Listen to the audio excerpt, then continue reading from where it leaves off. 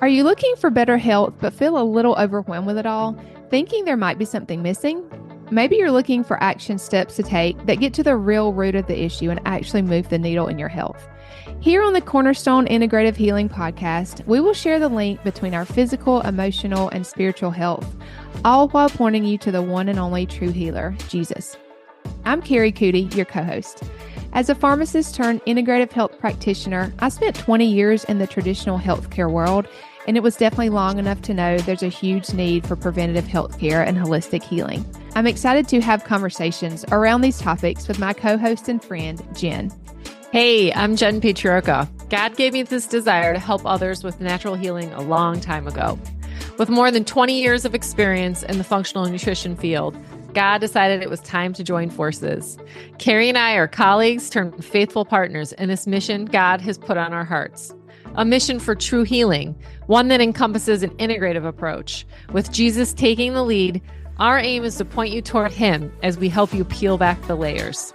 Through conversations, you can expect straightforward information on holistic health topics that include physical, emotional, and spiritual action steps that will create real change in your health, and honest conversations around the ups and downs that can come with healing. It's time to have joy in your life again and the energy to do all that God has called you to. Be sure to subscribe for new episodes every Monday. Hey, everybody, and welcome back to the podcast. We're here in our Stories of Healing, and we're so excited today to have Emily Dinkins with us. Welcome, Emily. So glad you're here. Thank you. Yeah. So we just wanted to just bring some, wonderful souls on to really tell their story and just to tell them, where God had them, where God led them, and maybe where God is leading them too. Emily just has a great story. And I'm just really excited for you to tell your story, Emily. So let's just dive right in. Start from the beginning. Maybe start about, I know when you first came to me, you were feeling pretty bad. Why don't you start there where you were?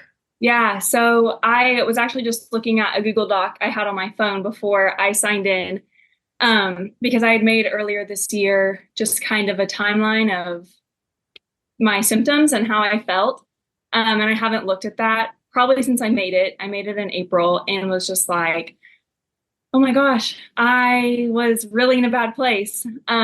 So when I came to you guys, which I found out about you from one of my best friends, I was on her bachelorette party weekend and was talking to them about what's going on. And I had just found out that I had Lyme, and they had worked with Kari actually, and were like, you should check her out. It's like, yeah, I mean, sounds great, but it's also like, it felt so like woo woo to me, even though I know like Christ is the center of all of it. But I was like, whoa, this is like a totally different approach.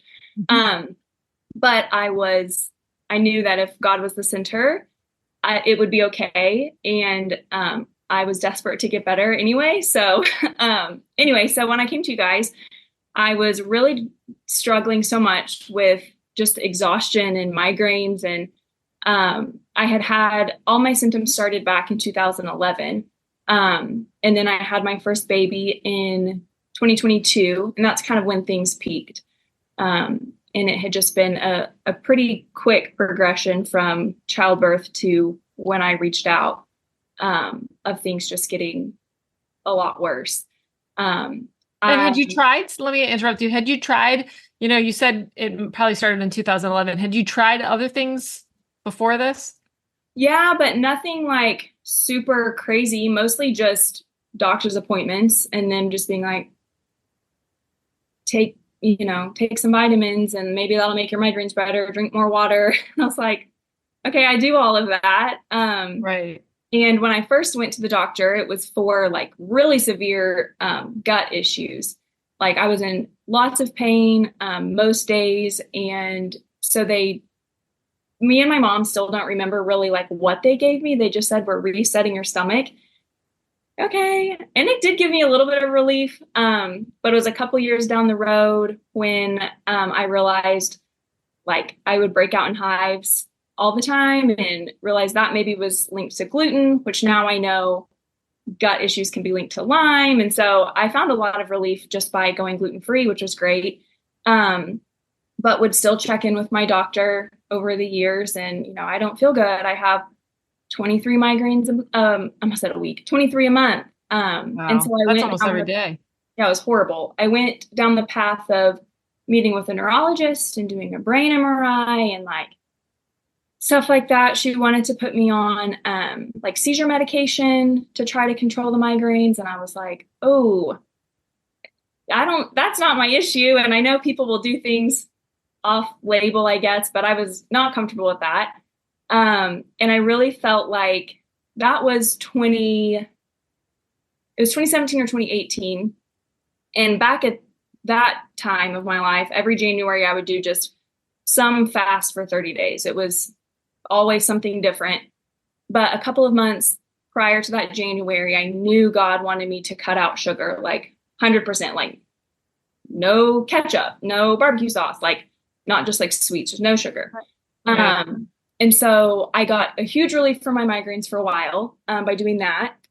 But still nothing was like super long term, like I would get relief by changing big things in my lifestyle, which is great. And there's totally something to be said for that. But there was still just missing pieces. Every doctor ever would test my thyroid and like, oh, things are like kind of normal. You're okay. And when I was pregnant, I had a hard time breathing, like not like, oh, my lungs are pushed up, I can't breathe, but like I like had a hard time catching my breath. I was so exhausted that it was hard for me to breathe. And then that kind of stuck around like after I gave birth, which made me be like, yeah, this really isn't like a pregnancy thing. Right. So anyway, I went back to my primary care. My son was about 1. And I was just like, I don't feel healthy. Like I've told you all of these things over the years. I have extreme fatigue, like was dozing off, like anytime, like I dozed off at a stoplight. That was like my worst. Would take naps under my desk at lunch. Just really severe fatigue, really bad migraines. And I saw my doctor, I don't know how many times for my poor head. And then like, I still like don't really know the meaning of brain fog, but like it just like hurt. And like, I just like couldn't keep my eyes open. And it just was like, I couldn't focus on anything. And then as things like really peaked, I just like my memory was terrible. I could have a conversation with my husband and like, I could tell him the same thing like 2 days later. And he'd be like, Kari told me that. I'd be like, okay, I don't remember that. Wow. And then it only happened twice. And that's kind of when I really freaked was I was saying the wrong words for things. And that was the summer after, I guess it was about the same time I went back to my doctor. Jefferson was about a year or so. Still nothing. Yeah, it was just really crazy. And over the years I had met with one of my, like we ran into each other wedding, a girl that I went to high school with. And I spent a lot of time at her home in middle school and her whole family had Lyme disease. And a lot of people, I'm from Edmond, Oklahoma, and a lot of people in Edmond are starting to test positive. And it's just, I was like, I don't want to think about that. And she was like, you really should get tested for Lyme. My whole family had it. And I was like, yeah, no, that's not me. Like, that is not me. And this was a couple of years before things peaked. And so I wrote it off. And then I was telling someone at work about just like my memory and stuff like that. And she said, you should get tested for Lyme. And I was like, are you sure? Because I don't really want to do that. And I had started to see some other people in Edmond just on social media start to share about their Lyme journey and co-infections journey. And I was like, oh my gosh, all of this matches me like perfectly. So I went back to my doctor and pushed really hard and was just like, I think this is what's going on. Can you just start running all the tests? Knowing that they're going to be negative. But so you did know that? Yes. Started that just from Google. I was a Google maniac. So went in, and then he tested a whole bunch of things, including the typical Lyme tests like Western blot and all of that. Sure. And there was some like autoimmune stuff that popped up, and someone had told me, well, Lyme can make those pop up. Like, so anyway, went down the whole rheumatology route, was just like chasing my tail. The rheumatologist was like, you're in the wrong place. Like, you do not need to be here. Well, at least they told you that. Yes, I was very thankful. She was great. And she was like so sad for me. And that meant so much because my doctor's amazing. And he'll tell anybody, like, this is out of my scope. Like, I'm not trained in Lyme, unfortunately. Yeah. As a lot of doctors aren't. Yeah. And it's sad because it's becoming so common. So backing up to the girl that I spent a lot of time at her house, her mom has had one of the most severe cases of Lyme that like I've personally known. And so I thought, well, I guess I should call her. And I haven't talked to her in years. We just like have lost touch. Sure. And so I called her, and she was like, Emily, you have Lyme. And I was like, no, I don't. And anyway, we talked, and she prayed for me, and she got me set up to get a different type of test. It was, I think you say ELISA. ELISA. Had that test done, spent a ton of money on it. It was negative. Called her back, and she was like, you have Lyme. And I'm like, what? Everything's negative. I'm just going to go with the negative. I don't have Lyme. I don't feel normal, but I'm fine. And then she texted me for my address, and 2 weeks later, and like $800 paid for at-home test showed up. Oh, wow. And I was like, okay. So it was a urine test. And so I did that, got it sent off, and got the results back, and it was positive. And I was like, oh my gosh, all these people are right. So that was the fall of last year. So I'm coming up on a year of actually like having answers. Yeah. I bet you felt better just knowing, right? Yeah, because a thing that I didn't realize had been happening until I had answers was like, I was just telling myself like, well, I'm okay. And I would just think, am I crazy? Like, am I just a baby? Like I can't stay up past like 10 o'clock without being dead for the next like 3 days. Maybe I'm just a wimp. Like, maybe everybody gets headaches all the time and they just like can power through, or, you know, all of my joints were hurting really bad. And I was like, maybe it's because I'm almost 30. Like maybe, and I've had 3 surgeries. Like maybe my body's just tired. I don't know. And people are unfortunately like well-meaning, but they say things that kind of play into that. Like, well, you're always tired, or look at your baseline. Like, you're a new mom, you work full time, you are active at church, you're an active friend, like you do all these things. Of course you're going to be tired. And it's like, yeah, okay. But it wasn't like the good tired, right? It was like the exhausted tired. Yeah. And something you and I talked about was I felt like flu-like a lot of the time and had like recurring fevers. Thankfully they were never high, but I would have a fever like 3 or 4 nights out of the week. Yeah, that's key. Just be out of commission and attempting to take care of my house. And my husband's great.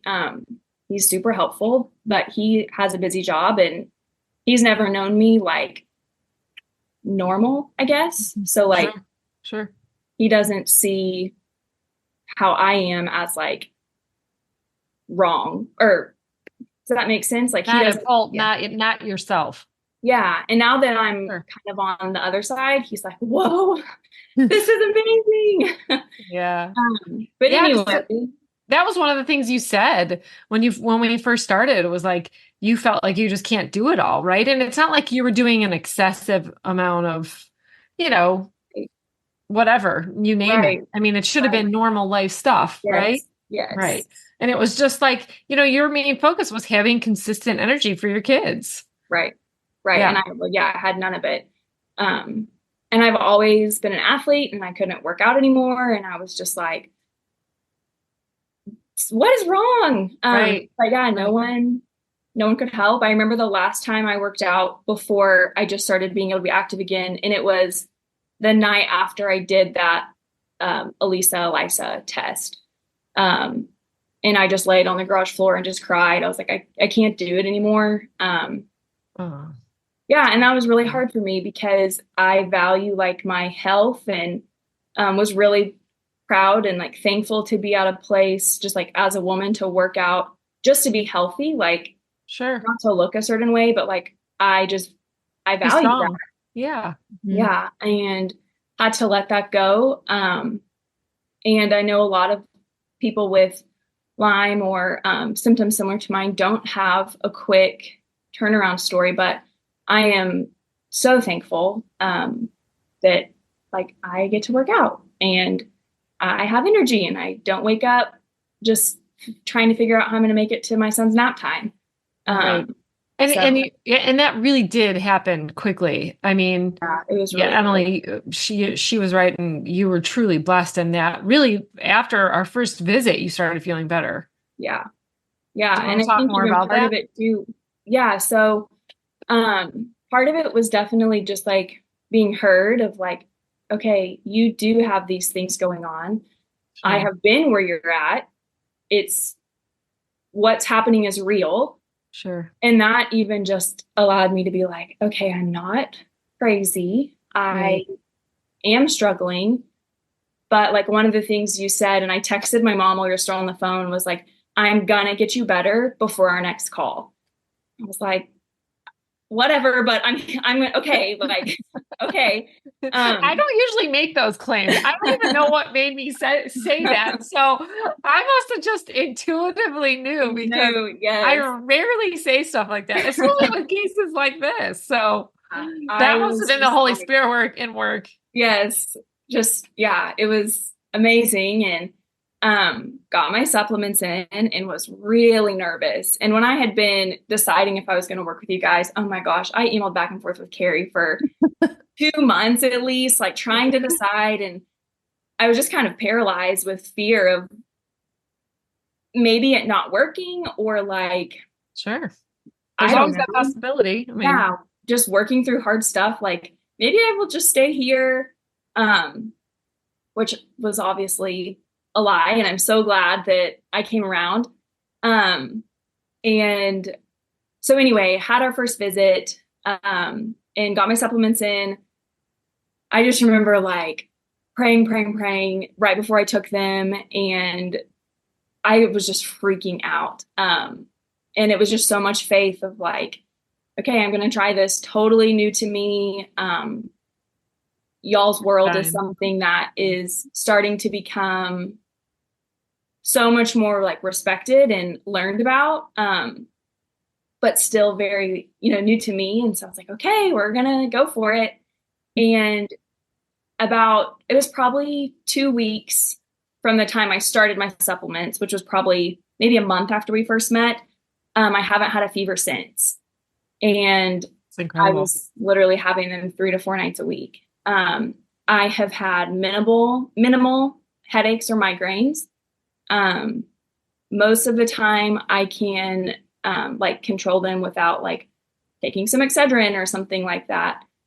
Amazing. Which now I can't, like I took Excedrin actually a couple days ago. I had a pretty bad headache and I was like, oh, I need to take this. And I've become like way more sensitive to caffeine, which I'm sure that could be linked to something, but, I'm taking it as like a good thing. Like I can handle life without caffeine. Like I don't need that. I just need to get my headache to go away. Right. But when they pop up, they are much more manageable. So that's been huge. My joints are not, screaming all the time. And then probably maybe 6 weeks after I started my like supplements and regimen with you, I was able to start working out. And for me, working out started as physical therapy. So my husband's a physical therapist and knew where I was at, knew that I had never been at this point in my life of like literally starting with nothing. Like I'm just kind of skin and bones. Like I look skinny and healthy, but like not a lot of muscle. Yeah, like I have no endurance, no stamina, like nothing. So he started which is common, right? With Lyme, like a lot of people, they get, to the point of exhaustion where they can't work out and they can't really move, even to walk. Yeah. So he started me out on a great plan. I did that for a couple weeks, and then I started walking on our treadmill, and now I'm lifting like 15 pounds, which is huge for where I'm at, and so thankful. It's been a complete like 180. It's amazing. Well, we're so grateful for you, Emily. We're so grateful that God worked, in your life so apparently and quickly, really. I mean, and for those listening, that's unfortunately not the normal case, right, Kari? Yeah, it just depends. Everybody's so different, and it's like, just when we start thinking, gosh, this is going to take, 3 or 4 months, it's like, you just, God's going to do what he's going to do. And that's why we have to rely on him. We have to rely on him as, somebody that you're coming to for guidance. And then we always have to remind you as, the one that's wanting the healing, like it only comes from him, truly. Yeah. Absolutely. My PCP, so I mentioned I saw him many times over the years, and he is a believer. And I think I started seeing him in 2020, actually, COVID year. Started seeing him, and he ends every single appointment praying for me. And when I started pushing for Lyme testing and just really was like, we're not getting anywhere. You've got to help me find help. Because he was like, I'm open to Lyme. Some people are like, Lyme's not even a thing. Right. And he is a DO. So he's on at least that side of being open, but that's good. I met with him right before I emailed Kari the last time. I was like, okay, I'm doing it. And he prayed for, God to heal me, for him to have answers to help. And he also prayed for you guys, which was just so cool. And like anybody that is listening knows that you guys seek God's help. And I think that no matter where people are at in their journey, like if you're working with someone who's asking like your creator for help, like you're going to make some level of progress, because like there's no better place to go. Like you can have all the right supplements and all the right pieces and all of that, but as soon as God's involved, like that's where you're really gonna, like those things are gonna start to turn and work, and he's gonna work. Like there could be things that people experience healing on that have nothing to do with anything other than him. And I think that's just the most important part of like my journey, and anybody who's seeking healing is ask the person who made you, and he wants you to be whole. Like that's how he designed us to be. And so that's my favorite part about all of this. So, it's so well said, Emily. So well said. Well, we can't thank you enough for just, your time and sharing this journey, because it is vulnerable. Like, right. Like, you think, am I the only one? Is it in my head? Am I just making this all up? That's hard, and a lot of people are there or have been there. And so it's just, sometimes it's hard to share. So we just want to we appreciate you. We appreciate your journey. We're so, so glad that God's timetable was super quick for you. Yeah, such a blessing. For everyone listening, we would love, if there's someone that, is similar case to Emily, please reach out to us. We'd love to talk to you and see if it's a good fit. But till next time, everybody, have a great day.